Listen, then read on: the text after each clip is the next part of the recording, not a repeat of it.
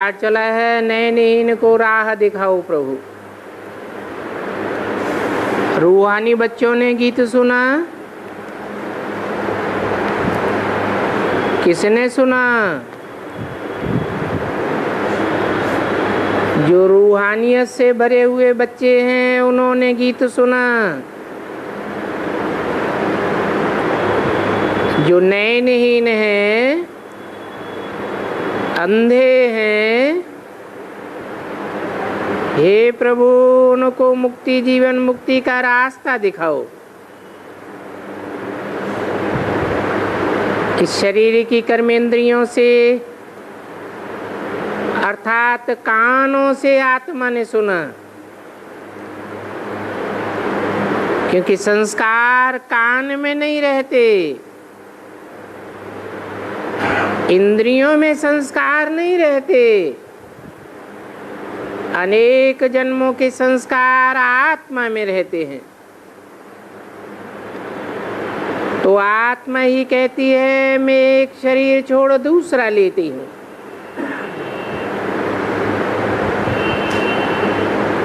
एक शरीर बाड़े का होता है तो दूसरा शरीर मोची का होता है।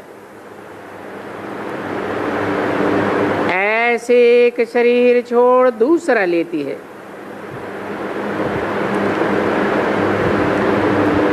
मनुष्यों को आत्मा का पता न होने के कारण देह अभिमान होता है कि मैं यह राजा बनता हूँ, मैं वो बैरिस्टर हूँ, मैं फलाना हूँ। अभी तुम बच्चे तो देही अभिमानी बने हो, तो बाप बच्चों को समझाते हैं। कौन से बच्चों को समझाते हैं? जो आत्माभिमानी हैं उनको समझाते हैं।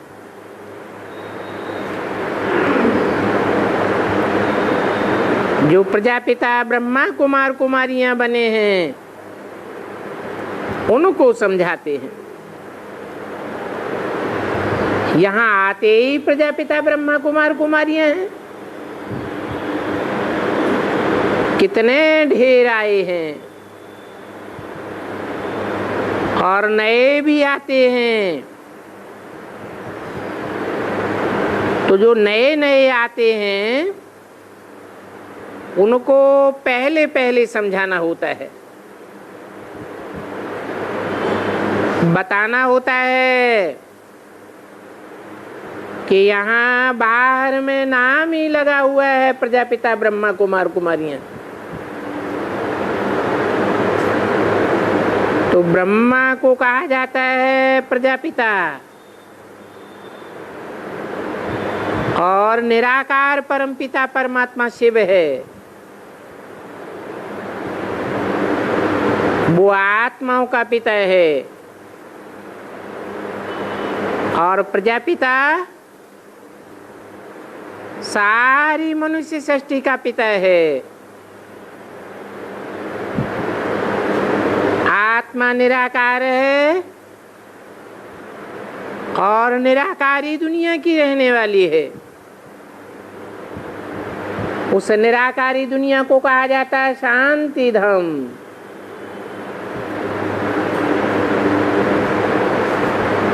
क्यों कहा जाता है निराकारी दुनिया को शांति धाम?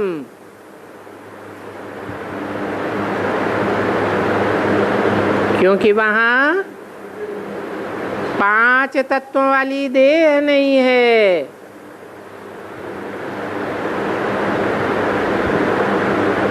ये देह अभिमानी दुनिया में अशांति होती है।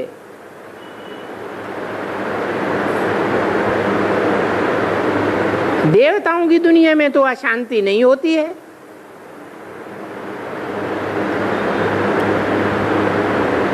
वहां 5 तत्वों की दुनिया नहीं है क्या?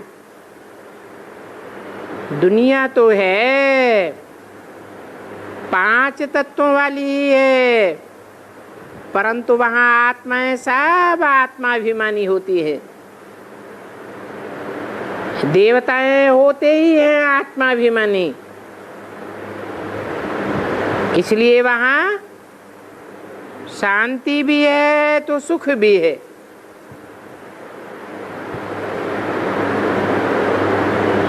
तुम ब्रह्मा कुमारियां वगैरह कब कोई बेहद के बाप का परिचय नहीं दे सकता।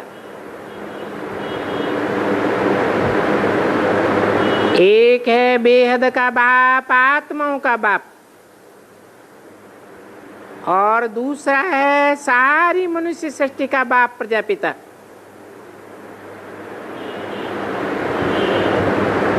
तो दोनों के लिए गाया भी जाता है परमपिता परमात्मा।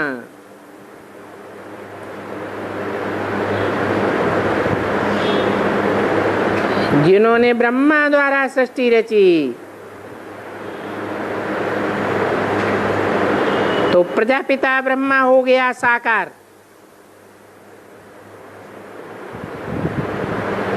तो ये सृष्टि किसने रची? क्या साकार ने रची? साकार सृष्टि रचेगा तो देह अभिमानी सृष्टि रचेगा या आत्माभिमानी सृष्टि रचेगा? है साकार देह अभिमानी सृष्टि रचेगा। अब सृष्टि तो नई ही रची जाएगी ना। मकान बनाया जाता है तो पहले नया सतो प्रदान होता है या पहले ही तमो प्रदान होता है? तो नई सृष्टि किसने रची? साकार ने रची या निराकार ने रची? कहेंगे निराकार ने। तो दो बाप हैं, एक है निराकारी आत्माओं का बाप निराकार शिव, वो है बापों का बाप जिसको कहते हैं परम पिता। उनका नाम ही है शिव, उनकी आत्मा का नाम शिव है, बिंदी का ही नाम शिव है, उनके शरीर का नाम होता ही नहीं, शरीर ही नहीं होता। तो साकार है या निराकार? कहेंगे वो तो है ही निराकार। तो एक है निराकार परमपिता, परे ते परे परम धाम में रहते हैं। ये आत्माओं का बाप है। वो हो गया ज्ञान सागर, पतितों को पावन बनाने वाला पतित पावन। और पतित कहाँ होते हैं? कौन सी दुनिया में पतित होते हैं? पतित दुनिया में सब पतित होते हैं, कहते हैं कलयुग, और सतयुग में सब पावन होते हैं। सतयुग है ही पावन स्वर्ग। जिन्हों के ये चित्र मिलते हैं, अभी है कलयुग का अंत, फिर सतयुग होगा। ये बात बुद्धि में बैठना सहज है। भारत स्वर्ग था, भारत में रहने वाले स्वर्गवासी थे। अब वो ही जो स्वर्गवासी थे 84 जन्मों के बाद अब नरकवासी बने हैं। तो बाबा ये स्वर्ग से नरक, नरक से स्वर्ग बनने की कहानी सुनाते हैं। तो निराकार शिव हुआ आत्माओं का बाप, और प्रजापिता ब्रह्मा हुआ सर्व मनुष्य मात्र का बाप। बोर्ड भी लगा हुआ है प्रजापिता ब्रह्मा कुमार कुमारी।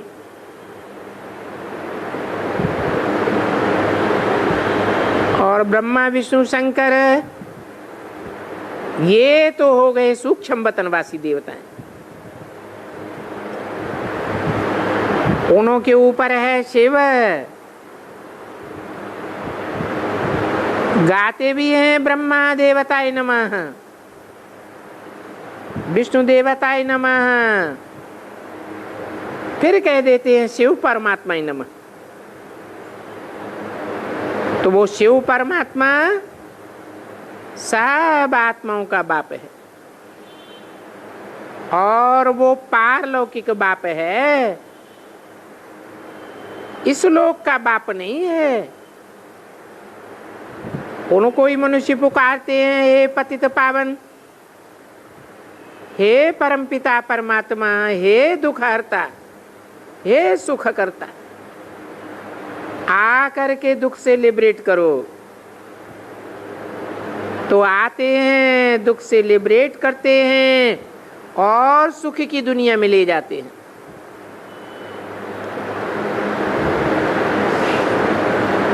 परंतु पुकारा किसने? आत्मा ने पुकारा अपने आर्गन्स के द्वारा कि हे परमपिता परमात्मा, हमको दुख से लिबरेट करो, गाइड करो। हम अंधे की औलाद अंधे हैं, हम अपने घर को भूल गए हैं, तो कहते हैं हमको शांति चाहिए। अब आत्मा तो है ही शांत स्वरूप, शांत स्वरूप आत्मा शांति धाम की रहने वाली है। सब आत्माओं का धाम है परम धाम, शांति धाम। वहां से यहाँ आत्मा आती है पार्ट बजाने, और पार्ट बजाने के सब प्रकार के संस्कार आत्मा में ही रहते हैं। बाकी 84 लाख योनियां कहना रंग है। तो पहले पहले ये समझाना है कि ये ब्रह्मा कुमारी संस्था है।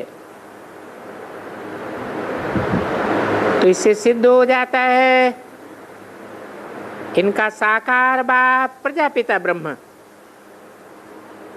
और आत्माओं का बाप हुआ शिव। कि ब्रह्मा विष्णु शंकर भी उनके बच्चे हैं। गाया भी जाता है शिव ब्रह्मा द्वारा मनुष्य सृष्टि रचते हैं। इसे साबित होता है कि विष्णु व शंकर द्वारा नहीं रचते। न शंकर को न विष्णु को प्रजापिता कहा जाता है। प्रजापिता ब्रह्मा के तो ढेर बच्चे हैं, देखते भी हो बहुत सेंटर्स हैं, और यहाँ आते ही हैं ब्रह्मा कुमार कुमारियां। तो बताओ ये ब्रह्मा किसका बच्चा हुआ? गाया भी जाता है सबका बाप एक शिव है,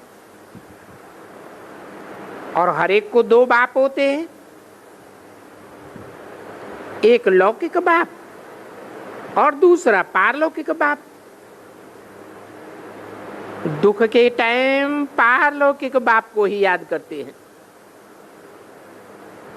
तब कहते हैं पतित पावन आओ। हम आत्माएं जो पतित बन गई हैं उनको आ करके पावन बनाओ। तो आना पड़े ना। किस बात के लिए आना पड़े? पतितों को पावन बनाने के लिए आना पड़े। ऐसे नहीं बुलाते हैं कि आकर के ज्ञान सुनाओ, ज्ञान सुना के चले जाओ। नहीं, किस लिए बुलाते हैं? पतितों को पावन बनाने के लिए बुलाते हैं। बाप समझाते हैं तुम पतित बन गए हो। जरूर कब तुम पावन थे, जो कहते हो ये पतित पावन बाप आओ। क्योंकि बाप ने कोई पतित दुनिया नहीं रची। बाप तो आते हैं भारत को स्वर्ग बनाने के लिए। जब आते हैं तो सौगात लेकर के आते हैं। वो है ही सर्व का सदगति दाता। मनुष्य तो मनुष्य की सदगति नहीं कर सकते। क्यों नहीं कर सकते?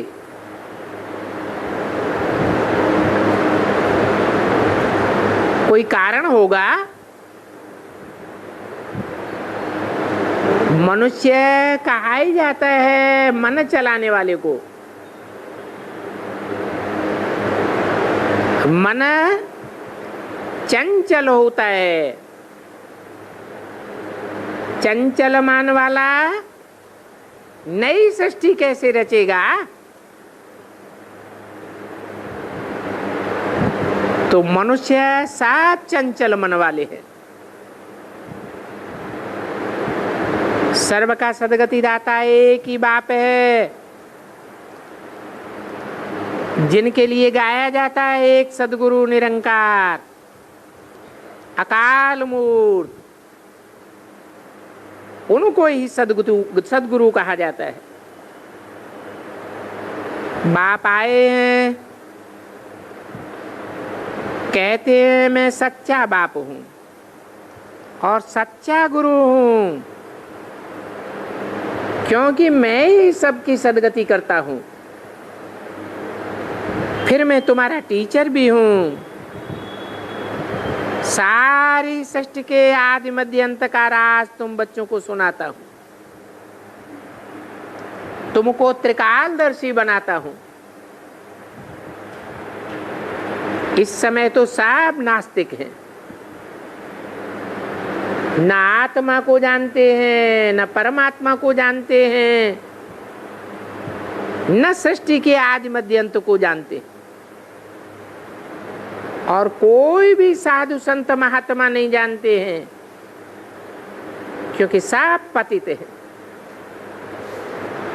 कलयुग में सब होते ही हैं पतित, सतयुग में सब पावन होते हैं। नाम ही है सतयुग। तो कौन सतयुग स्थापन करेगा? जरूर सतगुरु ही सतयुग स्थापन कर सकता है। और वो एक ही है। इस झूठ खंड में तो सब झूठ हैं, इसलिए कोई भी सतयुग स्थापन नहीं कर सकते सिवाय एक सतगुरु के। स्वर्ग में मनुष्य भी थोड़े लाखों के अंदाज में होते हैं। अभी तो इस दुनिया में करोड़ों की तादाद में मनुष्य हैं। सतयुग में तो बिल्कुल थोड़े मनुष्य थे और कलयुग में अथाह मनुष्य। तो बाप जब आए नई दुनिया बनाते हैं तो बताओ ये सब आत्माएं कहाँ चली जाती हैं? ये बात भी समझाना है। इस दुनिया में जो करोड़ों की तादाद में आत्माएं हैं, विनाश के समय सब अपना पंच तत्वों का शरीर छोड़ करके शांति धाम में जाए बैठती। बाप जो लिबरेटर है, गाइड है, वो आते ही कलयुग अंत और सतयुग के आदि में है। पतितों को पावन बनाए, आकर सब आत्माओं का हिसाब किताब चुकतू कराते हैं। सब आत्माओं को वापस ले जाते हैं।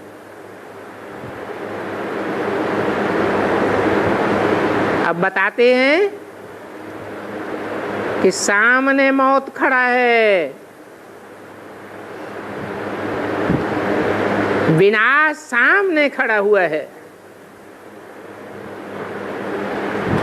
तुम बच्चे तो अभी बाप से बेहद का वर्षा लेने के लिए प्रजापिता ब्रह्मा की संतान बने हो।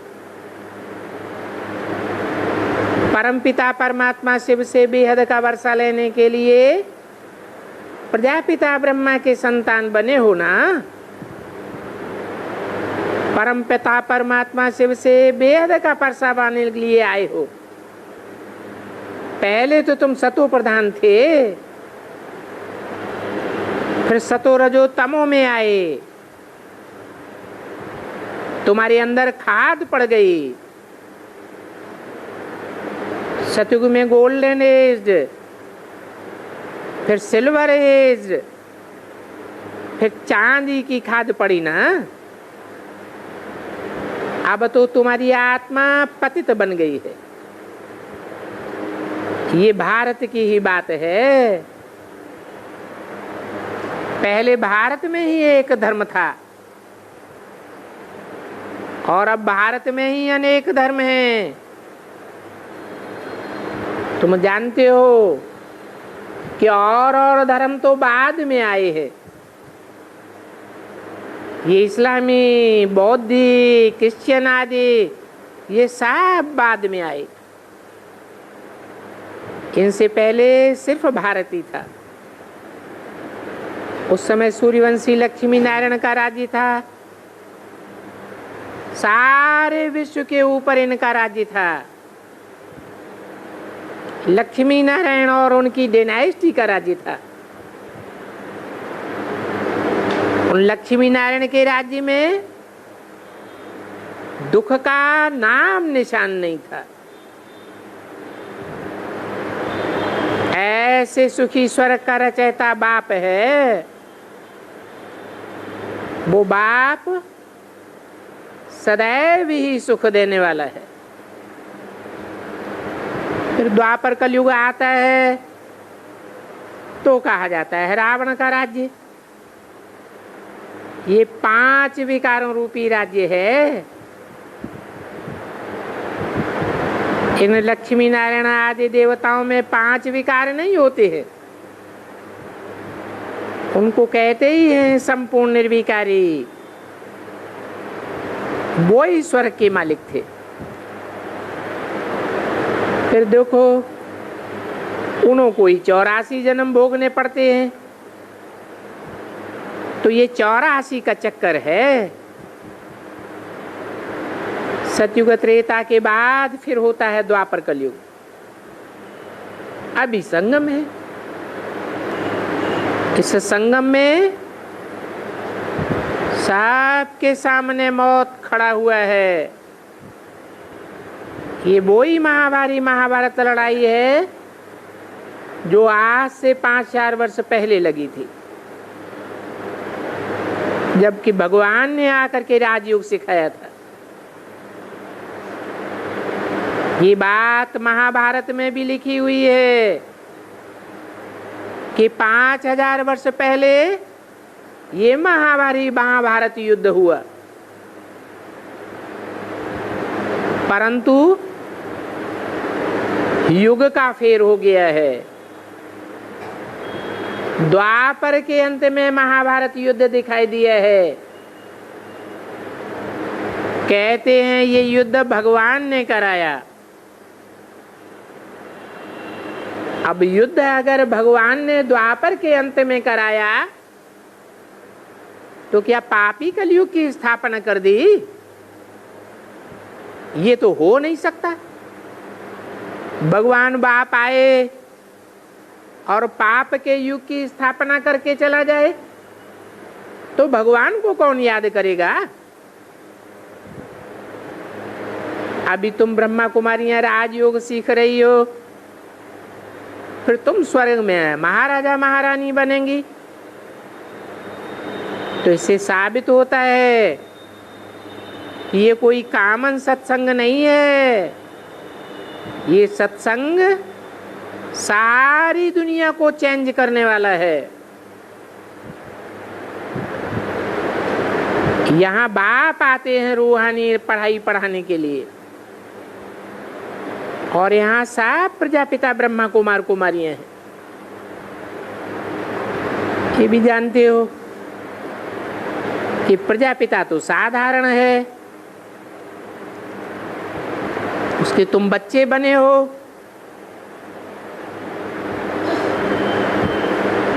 जिसको तुम बाबा बाबा कहते रहते हो,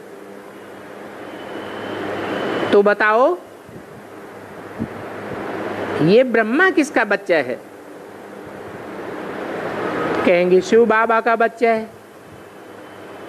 शिव बाबा किसे कहा जाता है? शिव बाबा कहा जाता है निराकार और साकार के मेल को। निराकार है शिव और साकार है प्रजापिता, दोनों का मेल होता है तो कहा जाता है शिव बाबा। अब तुम्हारी बुद्धि में बैठ गया होगा ये ब्रह्मा किसका बच्चा है। तुम वर्षा लेने आए हो शिव बाबा से कि ब्रह्मा से? ब्रह्मा का अर्थ ही है बड़ी माँ। माँ से तो कोई वर्षा नहीं मिलता।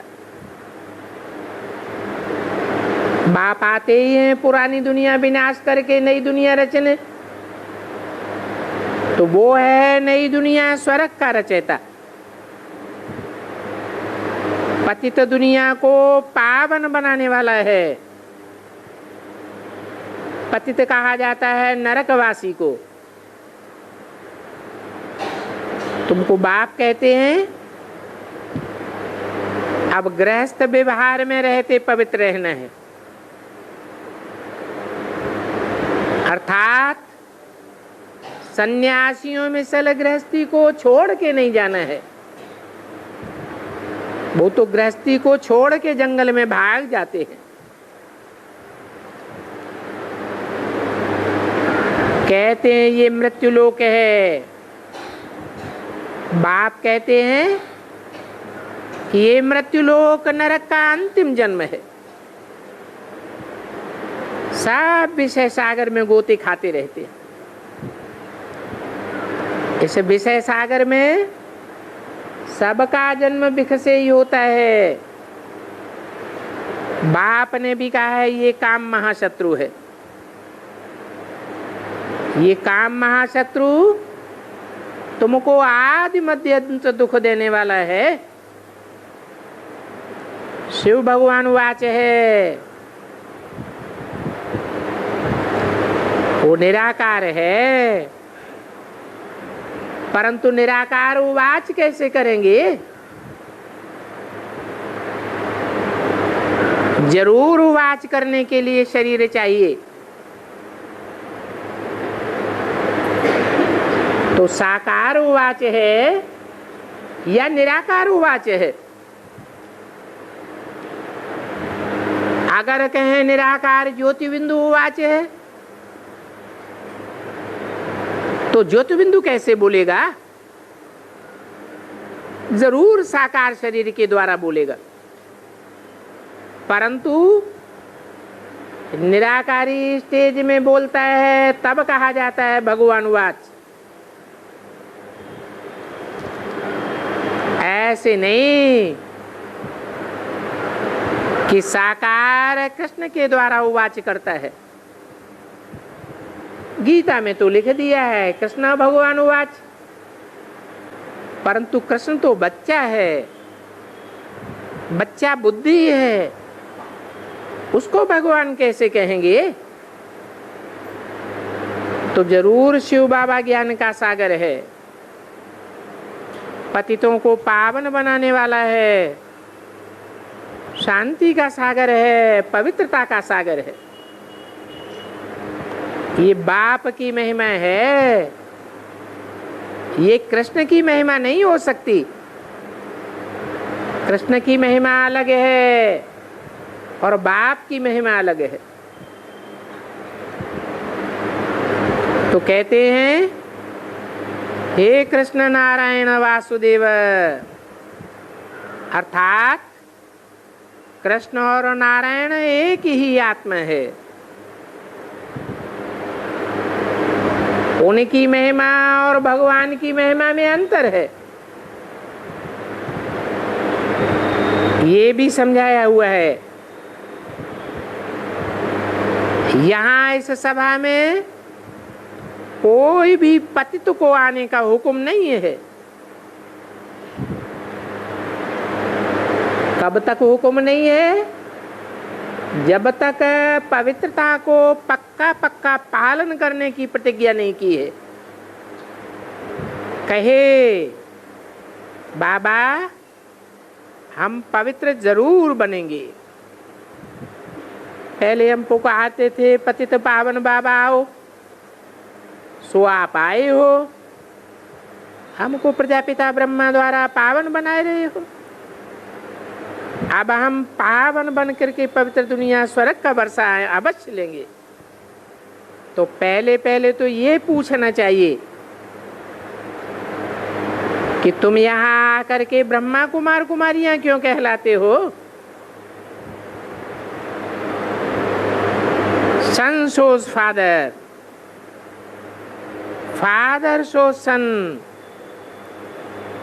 तो बाप बच्चों को समझाते हैं, बच्चे फिर औरों को समझावे। तुम बच्चे ब्रह्मा कुमार कुमारियां बने हो, तो बाप आत्माओं को समझाते। समझाने वाला बाप है, वो आत्माओं का बाप है। समझाते हैं ब्रह्मा द्वारा। सब आत्माएं ब्रदर्स है, परंतु बच्चे किसके हैं? कहेंगे शिव बाबा के बच्चे हैं। तो शिव बाबा के बच्चे हैं तो आत्मा आत्मा भाई भाई है। फिर ब्रह्मा के बच्चे हैं तो ब्रह्मा कुमार कुमारियां ब्रदर्स और सिस्टर्स हैं। वो ठहरे प्रजापिता ब्रह्मा की संतान। इस समय तुम जानते हो कि हम आत्माएं शिव बाबा के बच्चे सब ब्रदर्स हैं। ये भी जानते हो कि ब्रदर्स को वर्षा बाप से मिलता है, भाई से भाई को वर्षा नहीं मिलता है। गाया भी जाता है सर्व का सदगति दाता है एक बाप। तो साबित हो जाता है कि बाकी सब दुर्गति में है। बड़े से बड़े महात्माएं, बड़े से बड़े साधु संत, प्रजापिता से लेकर के A to Z सब पतित हैं, सब दुर्गति में। ये ऋषि मुनि साधु संत सब पतित हैं। एक ही पतित पावन बाप है जो सबको पावन बनाने वाला है। तो बाप आके समझाते हैं, वो लोग गाते हैं पतित पावनी गंगा। अब गंगा कैसे पतित पावनी हो सकती? एक 766 की वाणी का 3रा पेज कहते हैं गंगा त्रिवेणी है। अगर गंगा ही पतित पावनी है तो फिर गाते क्यों हो पतित पावन सर्व का सदगति दाता? अब सदगति दाता एक है या गंगा भी है? अगर गंगा है तो साधु लोग पतित पावन तो नहीं ठहरे। ये गुरु लोग भी जिज्ञासुओं को लेकर के स्नान करने जाते हैं, स्नान करते हैं ना। तो इससे सिद्ध होता है कि गुरु लोग पतित पावन सदगति दाता नहीं है, क्योंकि वो खुद गंगा में स्नान करते हैं, परंतु पत्थर बुद्धि होने के कारण समझ नहीं सकते। जबकि पतित पावनी गंगा है तो वहां आप ही जाए स्नान करें। गुरुओं के साथ जाए स्नान करना तो फालतू हो गया। कोई भी जाए करके स्नान करे और पावन हो जावे। अब और ऐसे भी नहीं है कि खास दिन पर गंगा पतित पावनी होती है, नहीं, गंगा में तो बहुत स्नान करते हैं, बड़े बड़े मेले लगते हैं, परंतु बेचारे मनुष्यों को तो कुछ भी पता नहीं है। पतित पावन है ही एक बाप। जब एक ही बाप पतित पावन है तो फिर ये गुरु करने की क्या दरकार है? ये गुरु साथ तो नहीं ले जा सकते।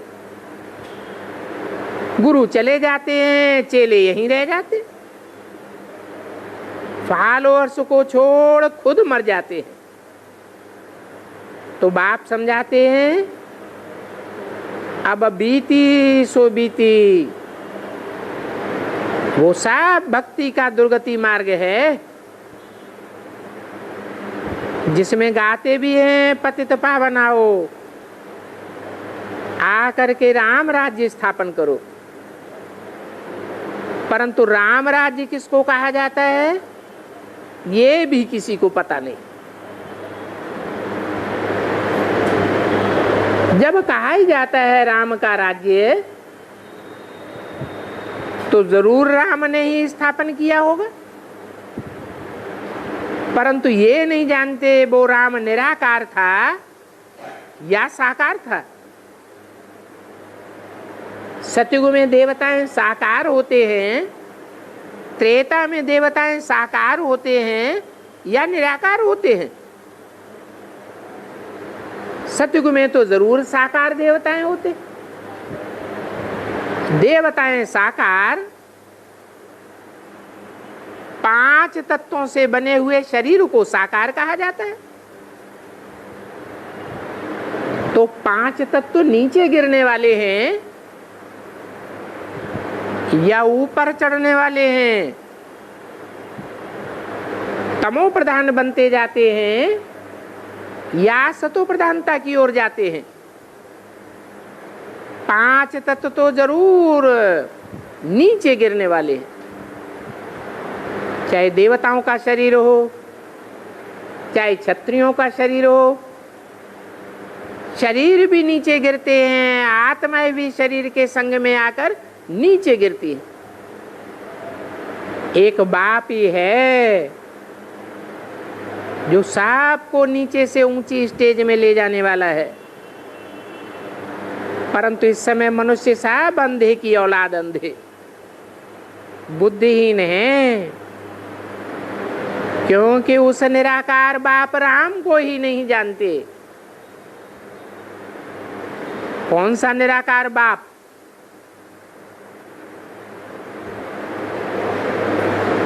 निराकार राम क्यों कहा जाता है? त्रेता युग के राम को निराकार कहेंगे या साकार कहेंगे? है? हाँ, त्रेता में तो देवताएं साकार होते। देवताएं नीची गति में जाते हैं या ऊपर की गति में जाते हैं? सब नीचे की गति में जाते हैं। इससे साबित होता है कि वो तो साकार राम है जिसमें निराकार शिव प्रवेश करते हैं। जिसमें प्रवेश करते हैं वो पतित होता है या पावन होता है? पतित तो राम होता है। उस पतित राम के अंतिम 84वें जन्म में निराकार बाप आकर के उसको पतित से पावन बनाते हैं, आप समान बनाते हैं। जब आप समान बनाते हैं पतित को, तब वो निराकार राम कहा जाता है। तो बुद्धिहीन अंधे हैं क्योंकि बाप को नहीं जानते हैं। कहते हैं ओ गॉड फादर, परंतु वो कब आते हैं और आकर के क्या करते हैं ये कोई नहीं जानते।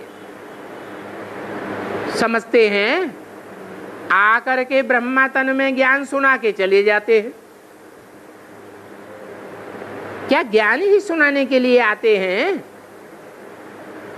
कि पतितों को पावन बनाने के लिए आते हैं?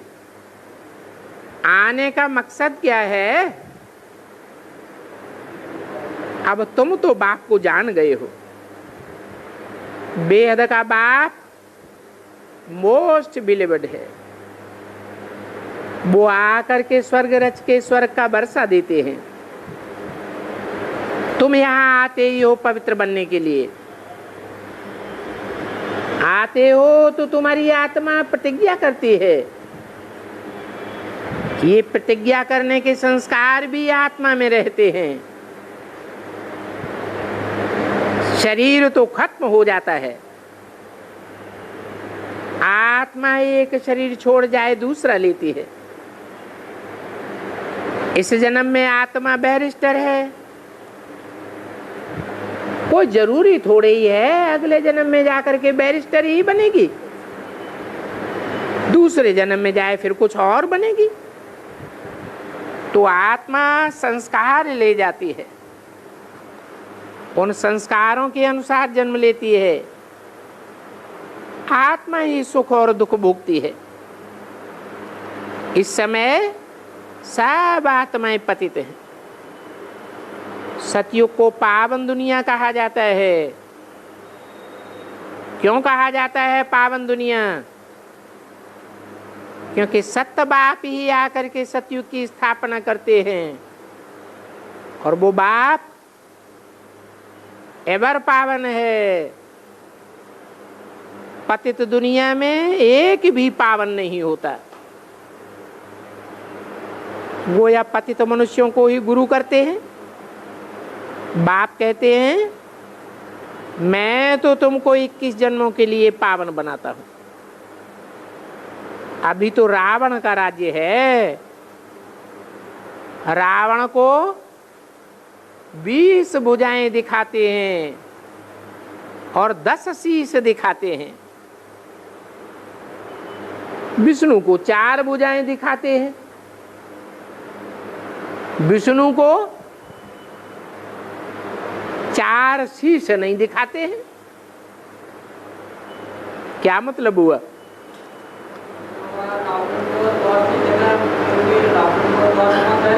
रावण की अनेक मतें हैं और विष्णु की एक मत है। विष्णु को 4 भुजाओं का मतलब है 2 भुजाएं लक्ष्मी की, 2 नारायण की। परंतु ये पता नहीं है किसी को कि भुजा का मतलब क्या है। भुजा का मतलब ये है सहयोगी। सहयोगी आत्मा बनती है। तो भगवान के कार्य में 4 विशेष आत्माएं हैं जो विशेष सहयोगी बनती हैं भुजा के रूप में, और उन भुजाओं को चलाने वाला है भगवान। तो इन बातों को पत्थर बुद्धि नहीं समझ सकते। सब पतित हैं। कलयुग में है पतित पत्थर बुद्धि। सतयुग में होते हैं पावन पारस बुद्धि। और पारस बुद्धि बाप ही बना सकते हैं। ये साधु संत ऋषि मुनि सब कहते हैं हम रचयिता और रचना को नहीं जानते। बाप कहते हैं मेरे द्वारा ही तुम रचयिता और रचना के आदि मध्य अंत को जान सकते हो। मेरे अलावा और सृष्टि में कोई आत्मा नहीं है जो तुमको इन बातों का ज्ञान दे सके। सतयुग से लेकर के कलयुग अंत तक तुम कैसे 84 जन्म लेते हो, ये अभी संगम युग में ही तुम जानते हो। और 84 जन्मों का चक्कर तुम ही लगाते हो, वो दूसरे धर्म वाले नहीं लगाते हैं। पूरा चक्कर तुम ही लगाते हो, इनका एंड नहीं होता। तो तुम जान गए हो कि 84 लाख जन्म नहीं है, सिर्फ 84 का चक्कर है। इस बात को समझने में बुद्धि भी काम करती है। ये भी जानते हो सतयुग में पहले जो आते हैं वो कितने जन्म लेते होंगे? सतयुग में जो पहले पहले आते हैं वो जास्ती से जास्ती 84 जन्म लेते हैं, और सतयुग अंत में जो आते हैं जरूर कम जन्म लेते होंगे। तो बाप भी तुमको 84 जन्मों का अंत बताते हैं क्या? तुम सतयुग आदि में आते हो या मध्य अंत में आते हो? है तुम आदि में आते हो तो तुमको ही 84 जन्मों का अंत बताते हैं। वो देवताएं जो कच्चे देवताएं हैं, कच्चे ब्राह्मण संगम युग में बनते हैं, वो 84 के अंत को नहीं जानते, तुम जानते हो। तो उनके कम जन्म होते हैं या पूरे 84 जन्म होते हैं? कम जन्म होते हैं। सतयुग में आते हैं या नहीं आते हैं? हैं? सतयुग में तो आते हैं, परंतु कम जन्म लेने के कारण, कच्ची आत्मा होने के कारण द्वापर युग से दूसरे दूसरे धर्मों में कन्वर्ट हो जाते हैं। तो तुम ही पूज्य देवता थे, फिर तुम ही क्षत्रिय बनते हो, वैश्य बनते हो, शूद्र बनते हो। तो भारतवासी जो स्वर्ग में थे वो अब नरक में। तुम जानते हो पहले नंबर में जो पावन लक्ष्मी नारायण थे, कौन थे? पहले नंबर में जो पावन लक्ष्मी नारायण थे वो पहले वाले लक्ष्मी नारायण कौन है?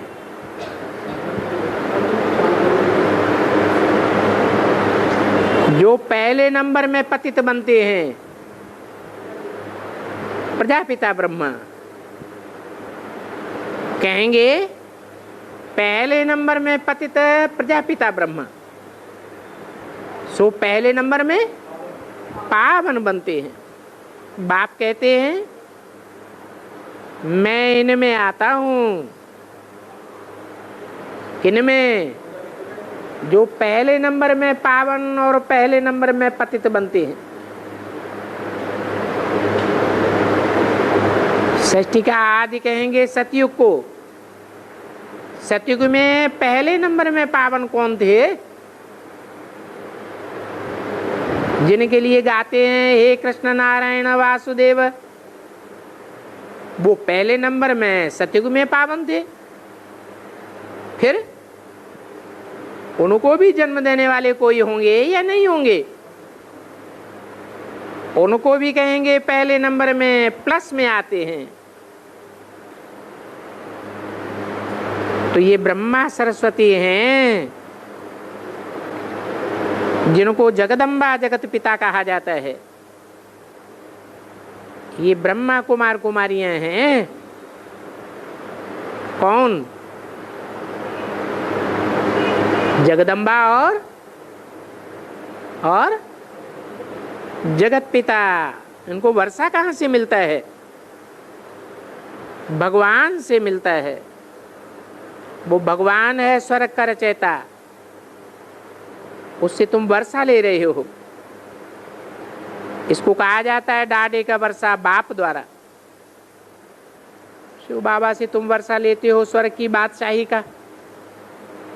गाया भी जाता है परमपिता परमात्मा ब्रह्मा द्वारा आदि सनातन सतयुगी देवी देवता धर्म स्थापन करते।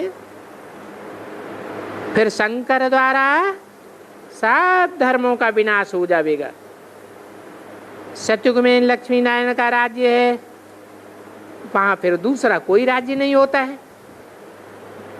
अभी तो आदि सनातन देवी देवता धर्म प्रायः लोप हो गया, सिर्फ उनके चित्र रह गए हैं। एक भी मनुष्य नहीं है जो अपन को देवी देवता धर्म का समझे। पतित होने के कारण अपन को देवी देवता के बदले हिंदू कह देते हैं। हिंदू और हिंदवाणी, उसमें भी कोई कह देते हैं हम आर्य समाजीय हैं, कोई कहेंगे हम गुजराती हैं, बंगाली हैं, फलाना है। एक साथ 66 की वाणी का चौथा पेज। अब ये तो तुमने समझा है कि ऊंच ते ऊंच शिव बाबा है, उनकी महिमा गाते हैं। तुम माता पिता हम बालक तेरे, तुम्हारी कृपा ते सुख घनेरे। अभी तो हम घनेरे दुखों में आए हैं। आप ही आए हमको स्वर्ग का मालिक बनाओ, अभी तुम बन भी रहे हो। 21 जन्म फिर कब दुख का नाम नहीं, निशान नहीं रहेगा। अभी तो है ही बिच्छू चिन्नन की दुनिया, जो एक दूसरे को काटते रहते हैं, हिंसा करते हैं, एक दूसरे पर काम कटारी चलाते रहते, चलाते चलाते पतित बन गए। इसलिए बाप कहते हैं ये काम महाशत्रु है, इसने तुमको आदि मध्य अंत दुख दिया है, अब इस पर जीत पानी है। अर्थात पूरा पवित्र बनना है। यहाँ जो भी आते हैं सब आते ही प्रतिज्ञा करते हैं, बाबा अभी हम ये अंतिम जन्म पवित्र बनेंगे, क्योंकि विनाश सामने खड़ा है। ये मृत्युलोक अब मुर्दाबाद होने वाला है।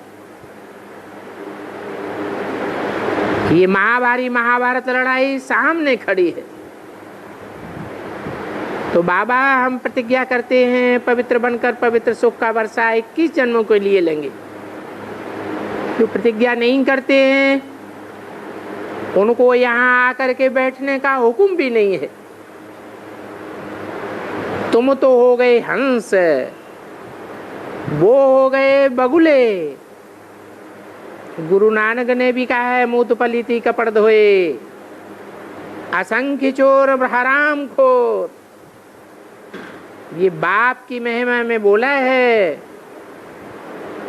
अब बाप कहते हैं मन मना भव, मुझे याद करो तो तुम्हारे सारे पाप भस्म हो जाएंगे। बाप को और वर्षे को याद करो। बच्चा पैदा हुआ, बाप मिला और वर्षा मिला। अब बाप कहते हैं मुझे याद करो तो तुम्हारी खाद भस्म हो जाएगी। इसको कहा जाता है योगाग्नि। योग से ही आत्मा प्योर बनेगी। अगर प्योर नहीं होगी तो धर्मराज के डंडे खाने पड़ेंगे।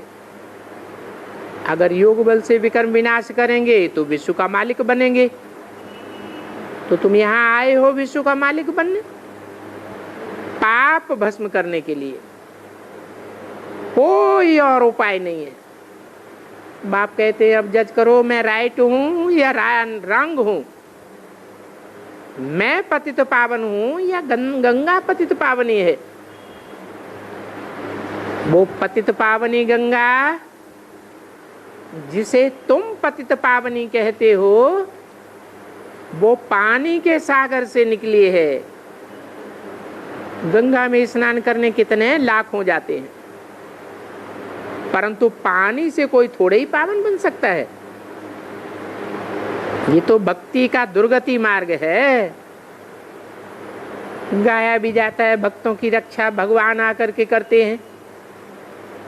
अभी भक्ति मुर्दाबाद होनी है। सर्व का सदगति दाता एक बाप है।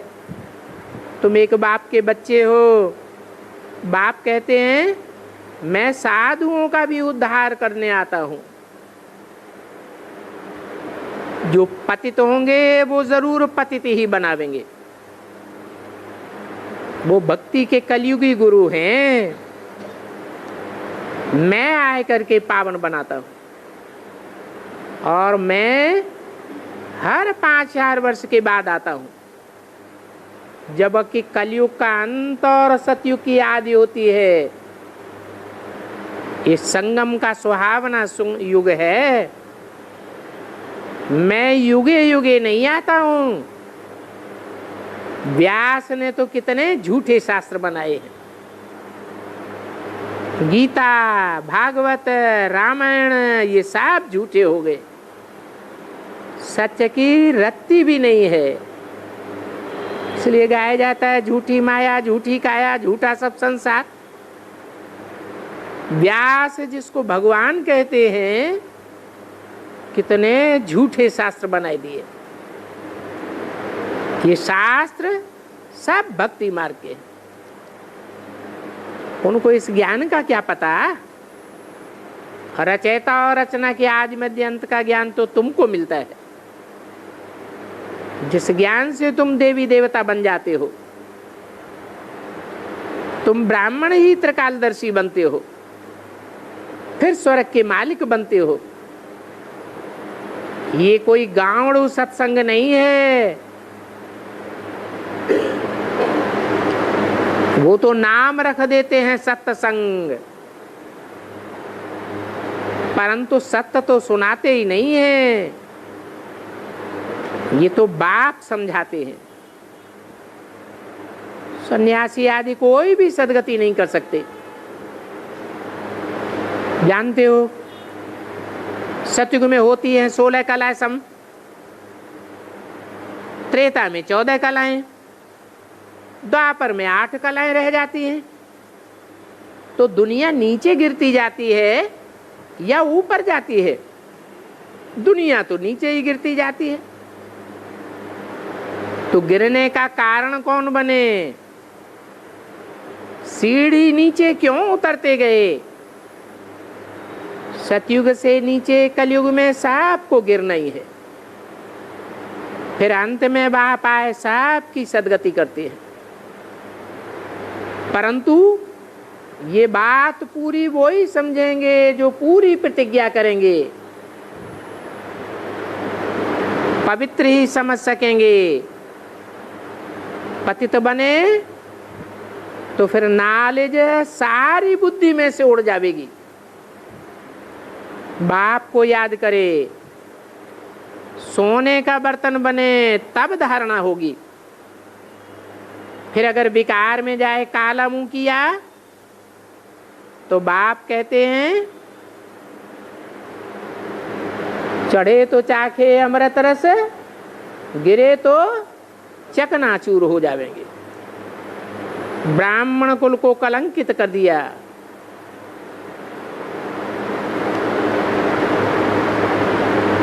फिर अगर यहाँ आए तो मुंह भी नहीं दिखाना चाहिए। विकार में जाने वाला, काला मुंह करने वाला यहाँ बैठ नहीं सकता। उनको फिर बड़ी कड़ी सजा मिल जाती है। 12 मास 1.5 वर्ष कम से कम पवित्र रहे, तब यहाँ आ सकते हैं। गुरु लोग तो ऐसे ही कह देते हैं। खुद सन्यासी, उनके फॉलोअर्स गृहस्थी टट्टू बन जाते हैं। फिर वो अपने को फॉलोअर क्यों कहते हैं? ये तो झूठ बात हो गई। बाप कहते हैं मैं एक ही सदगुरु हूं जो तुमको सदगति देता हूं। बाकी तो भक्ति मार्ग में जो भी गुरु हैं दुर्गति में ले जाते हैं। अभी तुमको सदगुरु मिला है तो इन कलयुगी गुरुओं को छोड़ दो। इन कलयुगी गुरुओं का उद्धार अब तुमको करना है। ये तुम्हारी है हंस मंडली। ये मूत पीने वाले, ये भिखारी इकट्ठे रह नहीं सकेंगे। जो विकारी बनते रहते हैं वो जरूर आपस में लड़ेंगे झगड़ेंगे। इसलिए यहाँ कोई भी विकारी को अलाउ नहीं किया जाता है। अच्छा, माता पिता बाप दादा का याद प्यार, गुड मॉर्निंग, ओम शांति।